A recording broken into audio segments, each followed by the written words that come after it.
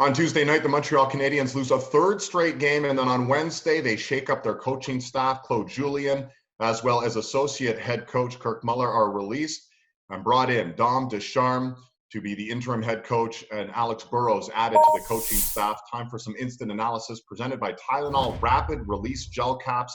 Rapid release for rapid relief as we welcome in our Habs insider, Eric Engels. A busy day in Montreal. What about the timing of this, Eric? Explain that. I think the timing, whether you look at the break in the schedule or where the Canadiens are at and having a lot of road ahead of them to fix this, the bottom line is they lost 6 of 8 games. A lot of disturbing trends in their game continued throughout, including in a game on Tuesday against the Senators where you thought they might have pulled it out in the final seconds and it ends up being a disallowed goal. There was those trends of taking bad penalties, of the power play not clicking, of the penalty kill not working, continued, and the energy and the frustration and the way they started the game, the first 15 minutes looking totally discombobulated and allowing the first 2 goals of the game.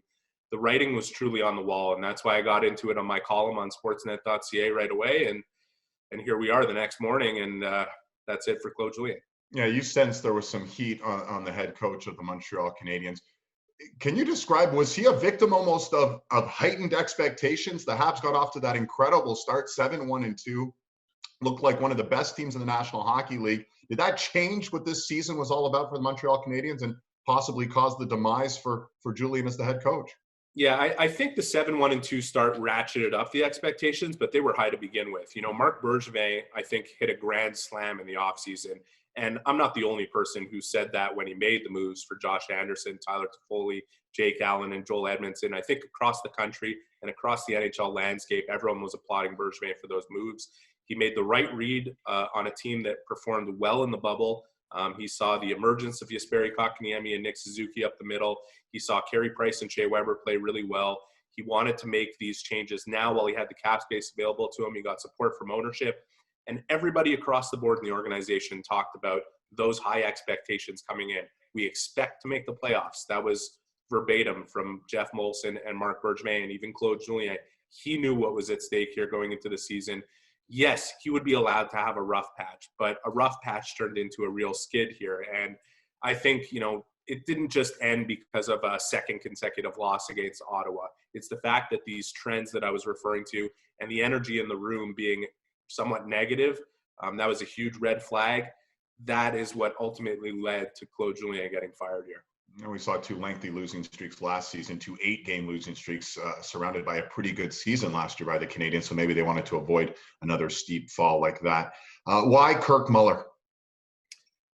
Kirk Muller was in charge of a power play that's failed for the last 3 seasons. And, Marc Bergevin brought in pieces specific to address those needs, whether it was Tyler Toffoli and Josh Anderson.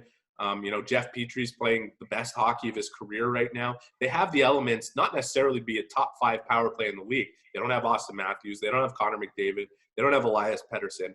But they have the elements to be a lot better than where they are. And the fact that they haven't scored on more than one of their last 21 opportunities, it just couldn't continue. The strategy there hadn't changed dramatically enough.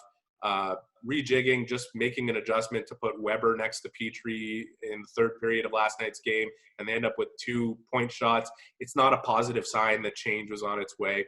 I think you're going to see some big tactical changes from Dominic Ducharme in specific areas. I would point to the power play as one of them.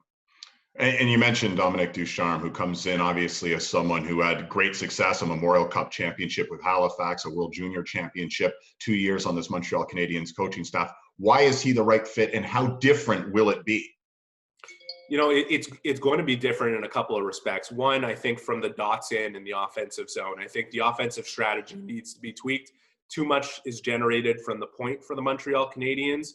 It's been a point of emphasis in some of the stuff I've written over the last little while, and certainly crept into the numbers, and it's borne out in the statistics. Dominic Ducharme, in terms of the timing and him taking over as interim coach, if you look to the outside of the organization to bring a coach in during these pandemic times in a lockdown Montreal, you got to almost go 2 weeks ago and bring somebody in so that he's ready to go when you're ready to make this move. Because like I mentioned, this isn't a move that you make that you decide overnight you're going to fire your coach. It's something that's obviously been festering for a little while here.